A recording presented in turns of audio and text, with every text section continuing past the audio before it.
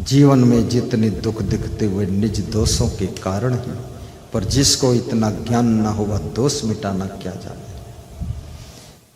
शक्नोती है यह सोढ़म प्राक शरीर विमोक्षणात् काम क्रोधोद भौम बेगम सह युक्ता स सुखी न रहा। कौन सुखी होता है? न सासू, न बहू, न ससुर, न पति, न पत्नी, न बेटा, न बेटी, न गोतनी, न गोतना, कोई नहीं सुखी होता। न गुरु, न चेला। कौन सुखी होगा? वो सुखी होगा जो ये काम करेगा। क्या काम करेगा? मैं बता देता हूं। शक्नोती है यह सोढ़ुम प्राक शरीर विमोक्षणात्, जो इस शरीर के नष्ट होने से पहले, मरने से पहले इस शरीर में उत्पन्न हुए काम और क्रोध के वेग को, तूफान को कंट्रोल में करना जानता है, वही सुखी बनता है और उसी को योगी कहा जाता है, उसी को महान पुरुष कहा जाता है। दुख आया कहां से? अंदर झांक कर देखो, काम क्रोध लोभ मोह ईर्ष्या द्वेष के कारण दुख आया।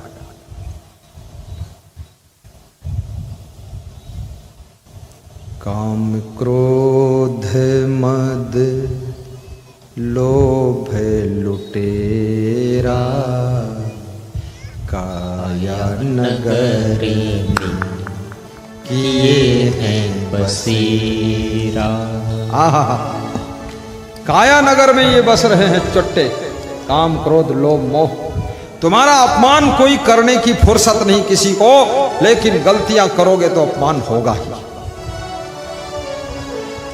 अच्छे कार्य करोगे सम्मान होगा ही, शुभ कर्म करोगे तो यश होगा ही, पाप कर्म करोगे तो अपयश होगा ही।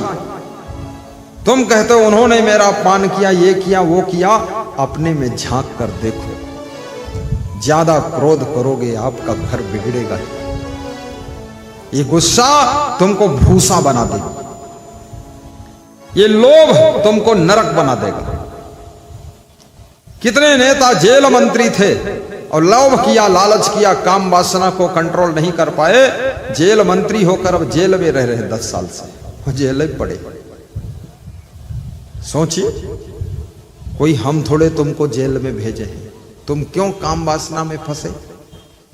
क्यों दूसरी लड़कियों के चक्कर में फंसे? कौन कहा था फंसने तुमसे? कितनी लड़कियों के टुकड़े टुकड़े हो गए। क्यों प्यार किया तुमने? अपने माँ बाप से प्रेम नहीं है, सास ससुर से प्रेम नहीं है, ये तंबूड़ा नाथ से प्यार किया है। प्यार किया है तो मार डाला है, और क्या है? क्या जरूरत प्यार करने की? अपने आप मनमानी घूम रही हो, चक्कर काटती हो। साधु का भी अपमान कोई नहीं कर सकता, किसी को फुर्सत नहीं, ना साधु को कोई मार सकता है। साधु गलती करेगा तो मारा ही जाएगा, उसको लोग ठोकेंगे थोड़ा बहुत, 2-4 मुक्का तो मारेंगे। बदतमीजी करते हो और साधु का भेष पहनते हो, गलत काम करते हो। याद रखना, किसी को फुर्सत नहीं है कि तुम्हारा अपमान करे, तुम्हारे साथ झगड़ा करे, लेकिन आपकी गलतियां तुम्हारा अपमान करा देती हैं। अगर आपको कुछ करना है तो अपनी गलतियों को मारिए, बुराइयों को मारिए, आदतों को मारिए, फिर देखिए संसार में निष्कंटक तुम्हारा राज्य होगा, चाहे जहां रहो सुखी रहोगे। जाही के विवेक ज्ञान ताही को कौशल जान, जाही और जाही ताको ताही और सुख है। जैसे कोई पावन पंजारे पहिर चला जाए, कांटे न कोहरे का उसे कोई दुख है। कोई जबरदस्ती आपको शराब नहीं पिलाता, कोई जुआ जबरदस्ती नहीं खिलाता। आप स्वयं गलती करते, जुआ खेलते, शराब पीते हैं, घर बर्बाद करते हैं, छत डालने के पैसे नहीं और दारू की बोतल चल रही। गलती आपकी है, क्या जरूरत है? और दारू पियो फिर भोजन मत खाओ, फिर चलो पी लो दारू। दारू में ही स्नान करो, पानी मत पियो, दूध मत पियो, चाय मत पियो, कॉफी मत पियो, फिर भोजन भी मत खाओ, पूरा दीवाल बेच के दारू पी जाओ। अरे मूर्ख, दारू पीने से जिंदगी नहीं चलती है। याद रखना, कपड़े में लगा हुआ मैल धोने के लिए तुम साबुन खरीद लाते हो, और जिंदगी में अगर बुराइयों का मैल लग गया है तो इसके लिए सत्संग का जल ले लीजिए और भक्ति का साबुन ले लीजिए और गुरु के घाट पर चले जाइए और गुरु धोबी है उससे धुलवा लीजिए, जिंदगी में दाग खत्म हो जाए। जिंदगी निर्मल हो।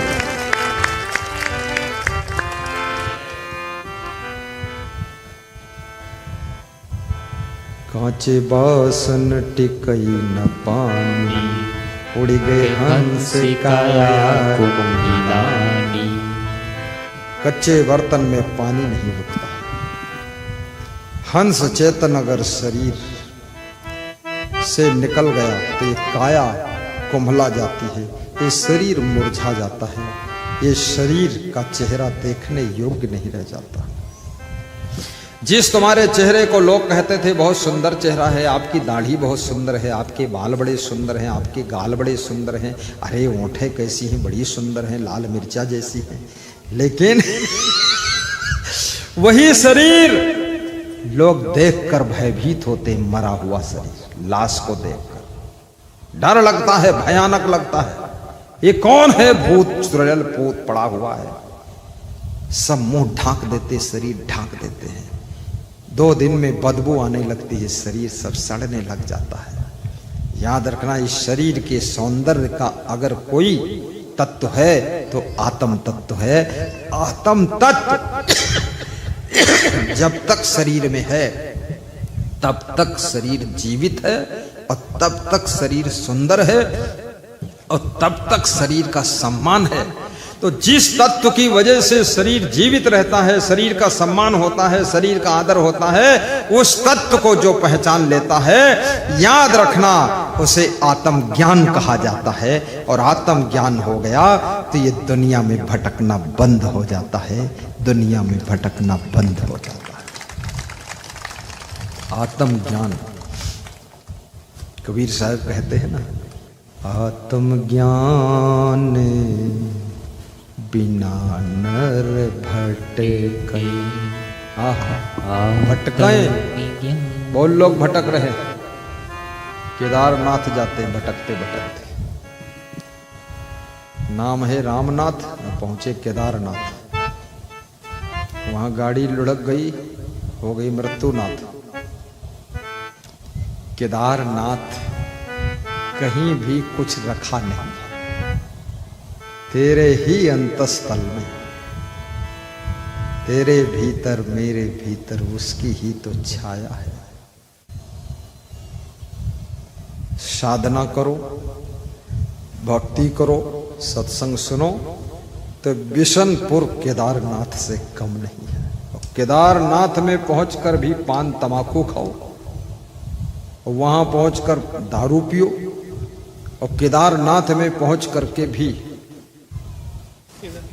गलत काम करो, तो केदारनाथ क्या करेगा?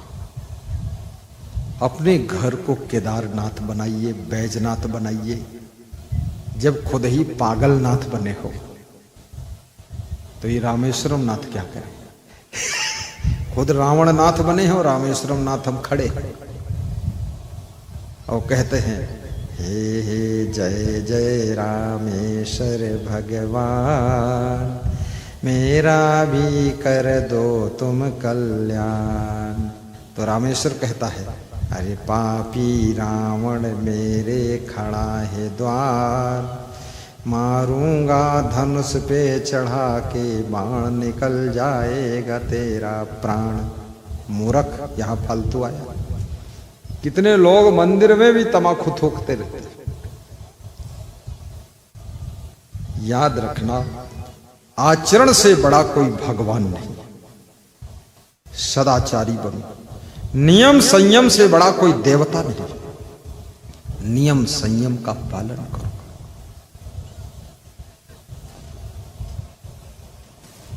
डिसिप्लिन रहना सीखो। साहिब बंदगी, कितना सुंदर भजन है। जिनको थकान आए, बैठना चाहे बैठ सकते हैं, और जिनको इच्छा हो खड़े रह सकते। खड़े खड़े भी प्रवचन सुनना चाहिए। हाँ, बैठ सकते हैं।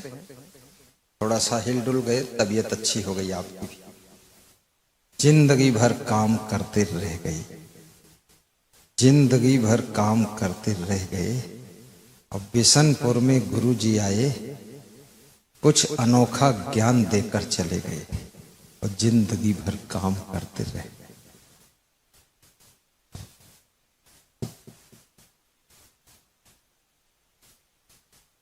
जब केवट भगवान राम से नाव लाने के लिए इनकार कर देता है, भगवान राम सोचते हैं कि अयोध्या छोड़कर वनवास के लिए निकला हूं। एक छोटा सा व्यक्ति केवट भी इनकार कर रहा है, लेकिन भगवान को क्रोध नहीं आता। भगवान सोचते हैं कि इस केवट की भावना क्या है, जरा इस भावना को समझो। केवट की भावना है कि आपके चरण पखारूं।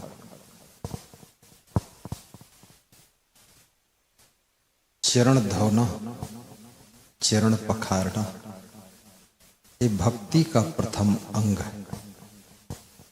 चरणामृत पान करना, ये भक्ति की महत्ता है। परिवार के साथ चरण पखारना, पति पत्नी, माता पिता, बेटा बेटी, बहू, सब मिल करके चरण पखारे, आरती करे। केवट ने सिखाया, केवट ने अकेले चरण नहीं पखारा, अपनी पत्नी को भी बुलाया कि आप भी आइए, बच्चे भी आ जाए। भक्ति हमेशा परिवार के साथ करना चाहिए। पूरा परिवार भक्ति के रंग में रंग जाए, घर में कोई दूसरा रंग ना हो, बीजा रंग न थी। सबके ऊपर भक्ति का रंग चढ़ जाए, फिर वो परिवार भगवत परिवार है, सदगुरु का परिवार। फिर हम कह सकते हैं, हम सेवक परिवार समेता, नाथ न सगुचौ आयस देता। हे नाथ, आज्ञा देने में संकोच मत करिए। हम परिवार के साथ आपके भक्त हैं। नाथ सकल संपदा तुम्हारी, मैं सेवक समेत सुत नारी। वे लोग कितने किस्मत वाले हैं जिनके पुत्र भी भक्ति करते, पुत्री भी भक्ति करती है, और पति भी भक्त है, पत्नी भी भक्त है, माँ बाप, सास ससुर, गोतनी, देवरानी, जेठानी, सब भक्ति में डूबे हुए हैं। उस घर के सुख का वर्णन जीवा करने में असमर्थ है, क्योंकि सच्चा सुख भक्ति से ही मिलता है। सब दुखों से मुक्ति केवल भक्ति ही दिलाती है। याद रखना, भक्ति का मार्ग भरपूर सुख देने का मार्ग। गुरु की भक्ति का बड़ा महत्व है। गुरु से नामदान लेना, गुरु से कंठी माला पहनना, गुरु दीक्षा लेना, गुरु मंत्र सुनना। भगवान राम ने भी गुरु भक्ति किया था। गुरु भक्ति तुम्हें इंसान से भगवान बनाने तक की यात्रा में मदद करती है। तुम्हारा जीवन साधारण नहीं, तुम अपने जीवन को संभालो। अपने माता पिता की भी भक्ति करो, उनसे शुद्ध और निष्काम प्रेम करो। बूढ़े माँ बाप तुमसे अब कुछ नहीं चाहते, केवल प्रेम की आस रखते, प्रेम की प्यास रखते, और उनकी आत्मा तुम्हारे प्रेम का इंतजार करती है। बूढ़ों की खुराक, बूढ़ों का भोजन केवल और केवल तुम्हारे प्रेम से ही उनको तृप्ति मिलती है। घर हो, परिवार हो, समाज हो, जब प्रेम बढ़ता है तो कमियां दूर होती है। जहां प्रेम कम है वहां कमियां बढ़ती, नखरे बढ़ते। शुद्ध प्रेम को भक्ति का नाम विद्वानों ने प्रदान किया। गुरु से अगर पूर्ण प्रेम है तो याद रखना, ठंडी और गर्मी, दिन और रात, बरसात और मौसम कुछ भी हो, लेकिन उनकी सेवा करने में खुशी होती। शिष्यों से यदि गुरु को प्रेम है तो उनके लिए पूरे सिस्टम को मधुर मधुर संचालित करने में खुशी होती है। जिनसे तुम्हारा प्रेम होता है उनकी व्यवस्था की जिम्मेदारियां तुमको फूल जैसी हल्की फुल्की खुशबूदार लगती है। और जहां प्रेम नहीं होता है उनके लिए कुछ करना पड़ता है तो बड़ा भार लगता है। सुख चाहते हो, प्रेम बढ़ाओ। पोथी पढ़ी पढ़ी जग मुआ, पंडित हुआ न कोई। 2.5 अक्षर प्रेम का, पढ़े सो पंडित होए। प्रेम पाठ का चोलना पहिर कबीरू नाच। पानिप दीन हो तास को जो तन मन बोले साच। कबीर साहब ने कहा है कि प्रेम रूपी कपड़ा पहनो और सुबह से लेकर के शाम तक काम करो। अगर प्रेम से तुम लिखोगे तो राइटिंग सुंदर बने,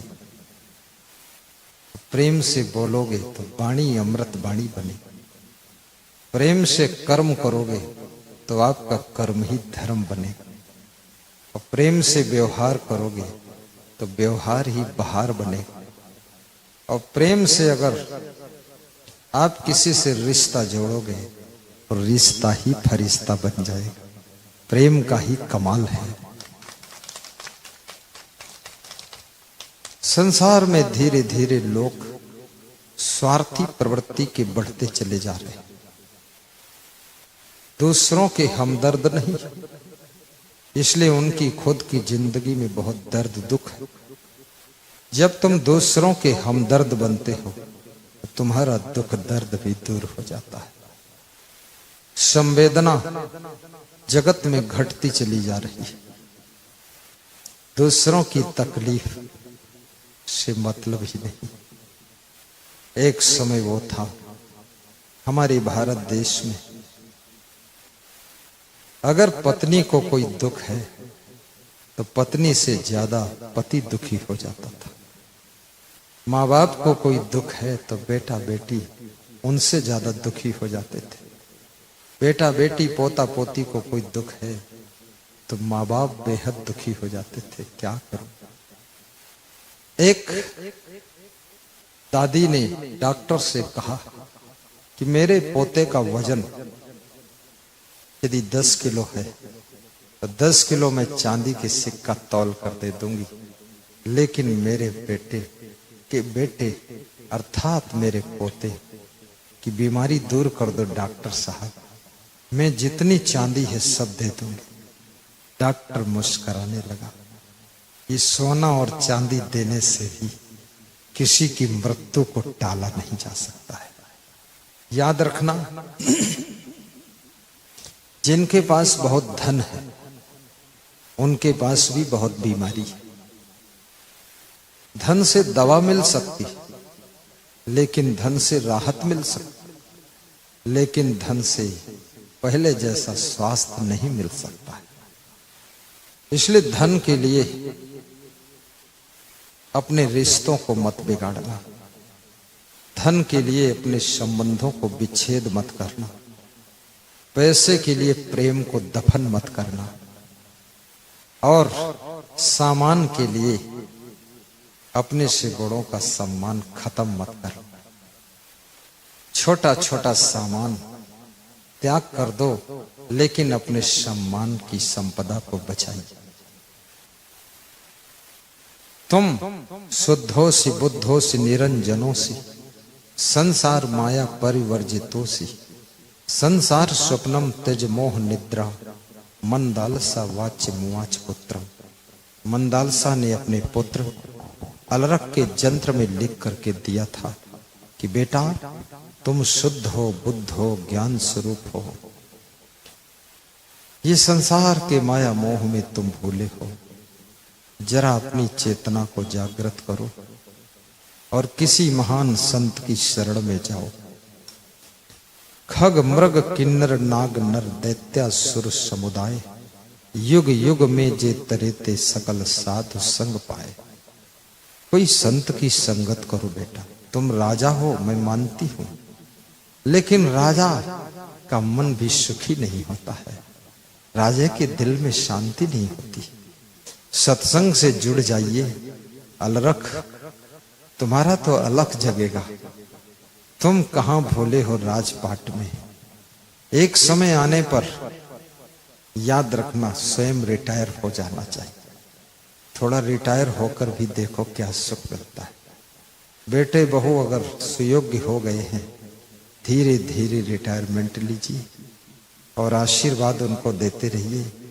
और जहां लगे कसर तो वहां अपना असर दिखाइए, थोड़ा सहयोग करिए।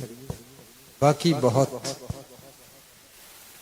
चिंता और टेंशन में अपनी जिंदगी के आनंद को भस्म मत करिए। मरने से पहले सोच लीजिए मैं मर चुका हूं। दुनिया से विदा होने से पहले जीते जी थोड़ा अपने मन को फ्री कीजिए। काम करो, लेकिन अब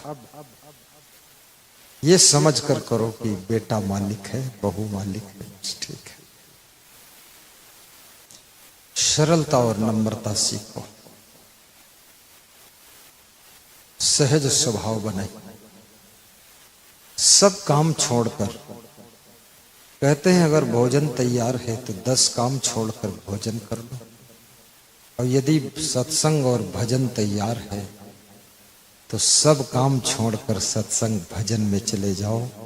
उस दिन ना मालूम कौन सा महान शब्द तुम्हारे गुरु के श्री मुख से प्रवाहित होगा और वो शब्द तुम्हारी जिंदगी को बदल कर रख सकता है।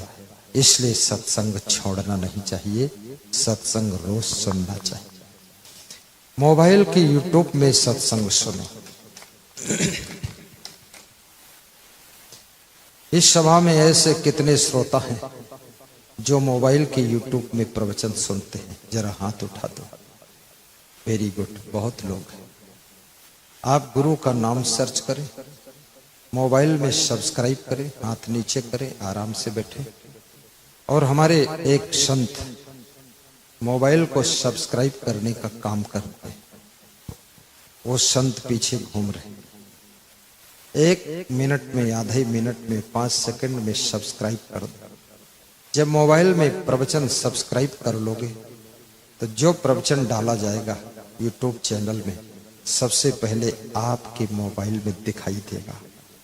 हर सूचना, नोटिफिकेशन, इनविटेशन, सब कुछ आपके मोबाइल में फर्स्ट आएगा। किसी से पूछना नहीं पड़ेगा गुरुजी आज कहाँ हैं, कल कहाँ हूँ, सब तुमको पता चलेगा। और सब्सक्राइब करने से पैसे नहीं कटते, न शेयर करने से पैसे कटते। प्रवचन को शेयर भी किया करो, प्रचारक भक्त बनो, स्टार प्रचारक। और साथ में ये भी याद रखो, अमृत अकेले नहीं छकना चाहिए, दूसरों को भी सूचना देकर उनको भी छकाना चाहिए। संसार में अमृत यदि कुछ है तो सत्संग के शब्द ही अमृत है। और सत्संग के शब्द कहीं से मिले, उनको पान करने से, उनको ग्रहण करने से जिंदगी धन्य हो जाती है।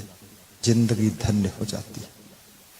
समय किसी का इंतजार नहीं करता है, उम्र कभी रुकती नहीं है, समय एक जैसा रहता नहीं, मौसम बदलता है। इंसान नर हो या नारी, उसका मन भी बदलता रहता है। प्रेम भी सावधान न रहो तो बदल जाता है। जिनके बिना तुम रह नहीं सकते थे, मां थोड़ा छिप जाती थी, तुम रोते थे। फिर एक समय ऐसा आया कि तुम छिप जाते हो तो मां रोती। कितना उल्टा हो। पहले मां छिप जाती थी तो तुम रोते थे, कहते थे मम्मी मम्मी मम्मी, बहुत जोर से रोते थे। अब मां छिप जाती है तो तुम नहीं मम्मी को ढूंढते हो, अब मम्मी तुमको ढूंढती है। बेटा बेटा बेटा कहाँ है बेटा? तुम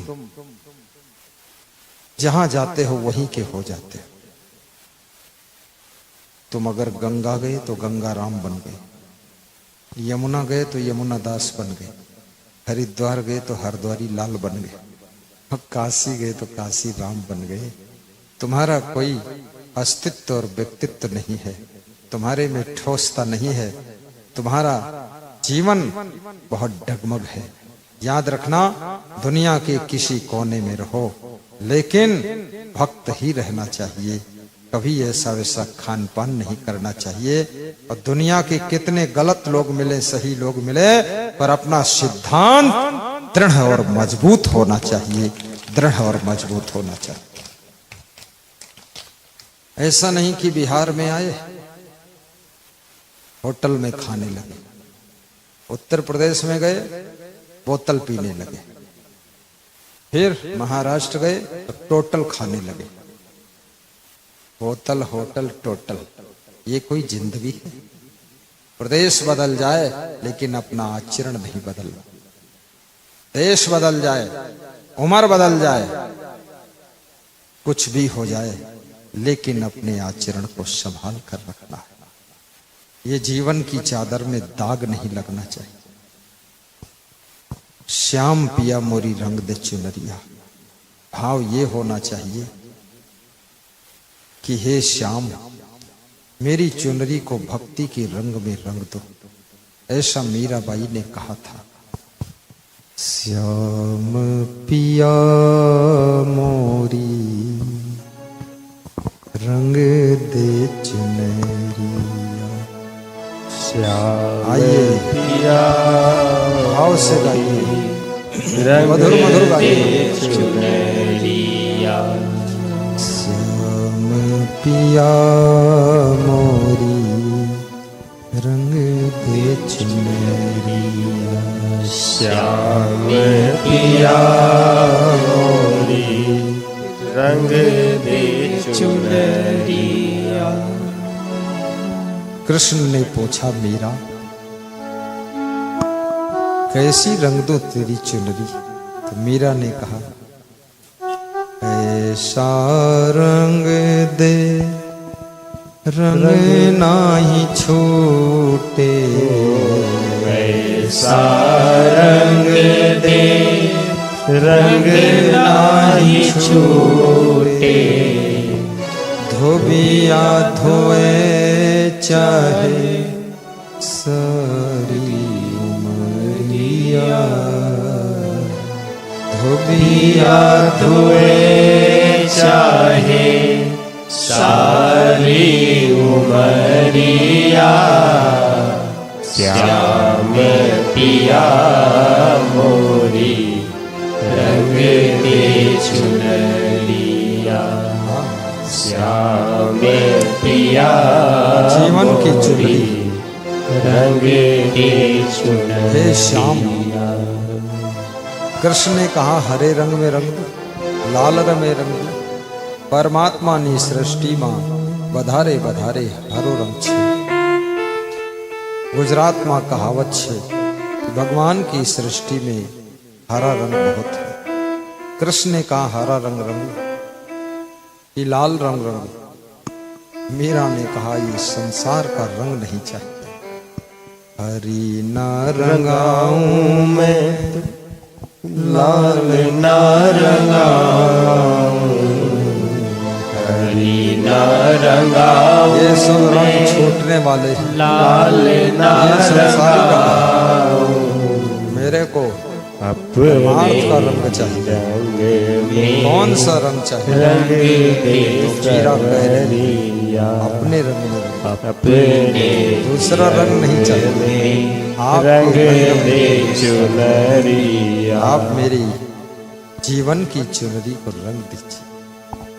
अपने ही रंग में रंग दे चुनरिया, श्याम पिया मोरी रंग दे चुनरिया, श्याम पिया मोरी रंग दे चुनरिया।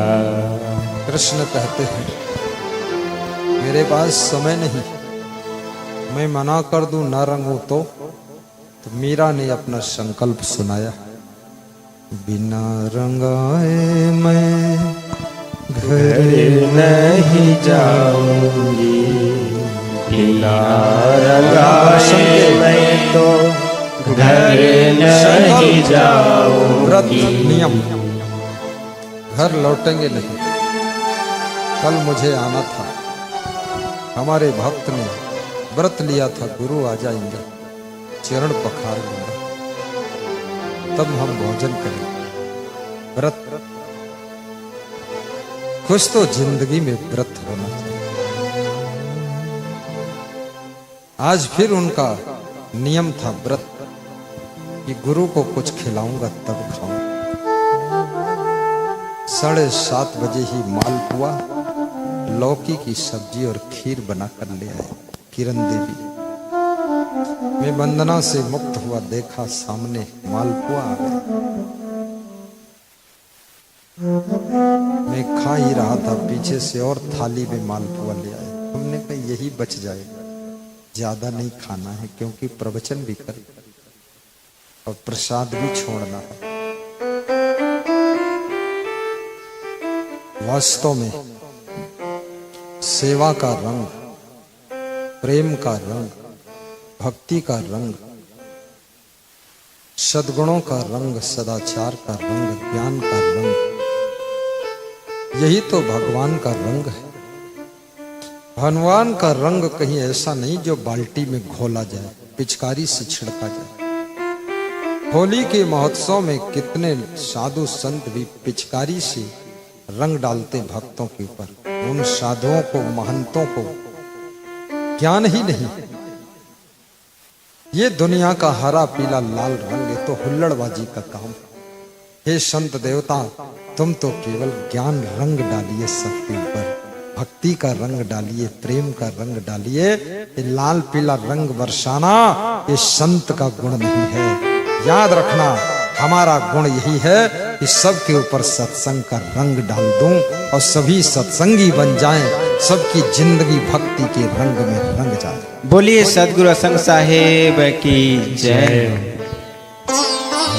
ना रंगाऊं मैं लाल ना रंगाऊं, हरी ना रंगाऊं मैं तो लाल ना रंगाऊं, अपने ही रंग में रंग दे चुनरिया, अपने ही रंग में रंग दे चुनरिया। हे कृष्ण, अपने रंग में रंगो आप, दूसरा रंग नहीं चाहिए मुझे। हे गुरु भगवान, आप अपने ज्ञान रंग में रंग दे चुनरिया, दुनिया के सारे रंग धुल जाते, हल्के हो जाते, छूट जाते, लेकिन आपका ज्ञान रंग अखंड है, भक्ति रंग अक्षुण है। आप वो रंग चढ़ाइए जो जन्म जन्म तक वही रंग लगा रहना चाहिए। बिना रंगाए मैं घर नहीं जाऊंगी, बिना रंगाए मैं तो घर नहीं जाऊंगी, बीत ही जाए चाहे सारी उमरिया, बीत ही जाए चाहे सारी उमरिया, लेकिन बिना रंगाई वापस पिया मोरी। और कवियों ने कहा है मीरा मथुरा कृष्ण के मंदिर से फिर वापस नहीं लौटी। शिवरी ने भी तपो अग्नि में अपने शरीर को शांत कर लिया। मीरा ने भी तप अग्नि में अपने को शांत कर लिया। सोते क्षण ने तपो अग्नि में अपने शरीर को शांत कर लिया। चरम सीमा की भक्ति है।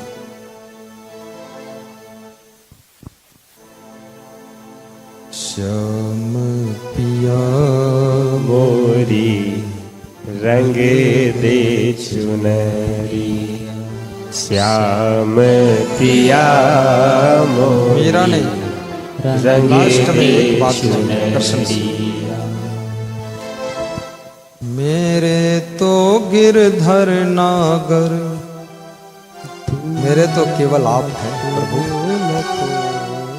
मेरे तो गिरधर नागर, आपके अलावा कौन है। मीरा को दीवानी कहा गया। दीवानी सारी दुनिया संत बाणी ना सुने, दीवानी दुनिया संत बाणी ना सुने। हर व्यक्ति दीवाना है, हर स्त्री दीवानी है। कोई माया मोह का दीवाना है, कोई बुराइयों का दीवाना है, कोई आदतों का दीवाना है। लेकिन उसी में से कोई मीरा, शिवरी, ध्रुव, प्रहलाद की तरह भक्ति का दीवाना है। उसी का नाम तपन कुमार महतो है, किरण देवी महतो है, वही तो सतीश महतो है। ये दीवाना का ही खेल लालचंद राय है कांझा का, वही तो दीवाना है। हापुर से महामधेपुरा से आया हुआ भक्त श्री मृत्युंजय यादव, दीवाना है लल्लन पटेल। ये नत्थन दास बाबा कितना दीवाना है इस उम्र में भी। ये देखिए दीवाने लोग हैं। पैसा सबको प्रिय होता, लेकिन ये लाखों रुपया सत्संग में लगा देते। ये दीवानापन ही है इनको। कुछ लोग सोचते हैं ये कहाँ गुरु के चक्कर में फंस गया, सत्संग करा रहा। लेकिन फंसने से कोई बचेगा नहीं। गुरु के चक्कर में जो फंसेगा वो दुनिया के चक्कर में नहीं फंसेगा, बुराइयों के चक्कर में नहीं फंसेगा, ओड़ों के चक्कर में नहीं फंसेगा, आदतों के चक्कर में नहीं फंसेगा। और जो गुरु के चक्कर में नहीं फंसेगा वो दुनिया के चक्कर में फंस जाएगा, दारू के चक्कर में फंस जाएगा, जुआ के चक्कर में फंस जाएगा। चक्कर में तो फंसना ही पड़ेगा, चक्कर में चक्कर है और सब चक्कर से बाहर होना है। तो आखिरी चक्कर गुरु का चक्कर है। गुरु के चक्कर में जो पड़ गया तो सारी दुनिया का चक्कर खत्म हो गया। बोलिए सदगुरुदेव की जय। कई लोग कहते हैं अरे ये क्या पागल है, लोग इसको क्या हो गया, खाम 50,000 रुपया लगा रहा है। लेकिन नहीं, पागल नहीं, वो सबका पागलपन उतारने के लिए लगा रहा है। ये सब लोग सुन ले, सबका जीवन धन्य हो जाए।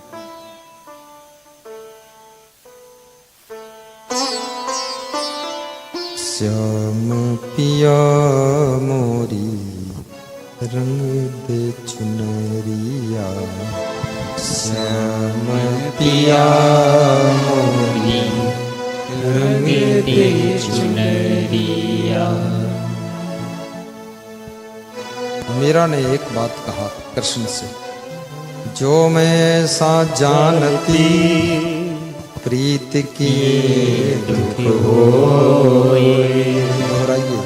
जो मैं सा जानती, सब लोग बोलो, प्रीत गए दुख होए, नगर ढिढोरा पीटती, प्रीत न करियो कोई, नगर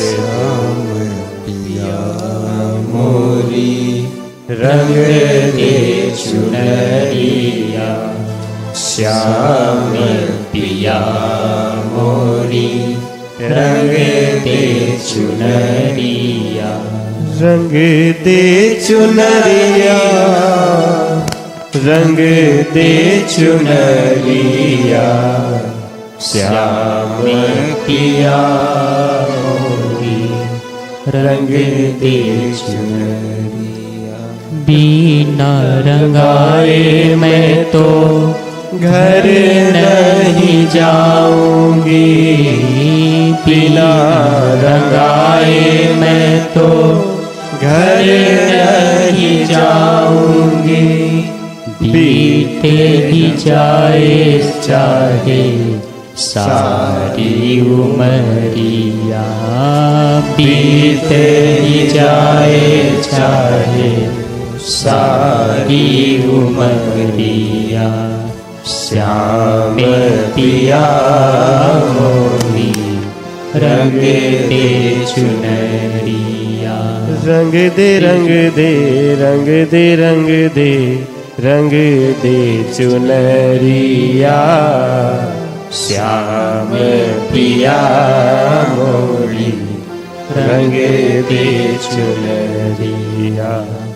श्याम पिया मोरी रंग दे चुनरिया। जल से पतला कौन है कौन भूमि से भारी कौन अगन से तेज है कौन काजल से काली श्याम पिया मोरी रंग दे चुनरिया श्याम पिया बहुत वर्षों के बाद रंग दे मीरा का पद का चुनरिया शायद बिहार में रंग कभी नहीं गाया। दे चुनरिया मोरी जल से पतला ज्ञान है पाप भूमि से भारी क्रोध जल से पतला ज्ञान है पाप भूमि से भारी क्रोध अगन से तेज है कलंक का जल से कारी कलंक का दाग काजल का दाग कोई भी दाग धुल जाता कलंक का दाग धुलता कभी ऐसे दुष्कर्म पाप कर्म मत करना जो आपके नाम पर कलंक लगे कोई दाग न लगने पाए।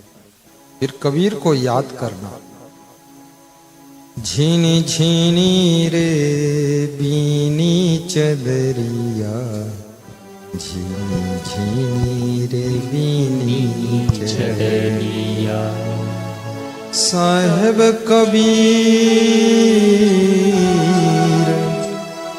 जतन से ओढ़ी जो की त्यों धरी दीनी चदरिया झीनी झीनी रे बीनी चदरिया राम नाम की बीनी चदरिया ज्यों की त्यों इस चादर को लौटाना। कोई कवि गा रहा था कि मैली चादर ओढ़ के द्वार तेरे कैसे आऊं मन ही मन शर्माऊं। मैली किया क्यों और किया है तो धोया क्यों। धोता भी नहीं है और शर्माता है और मैली भी करता है।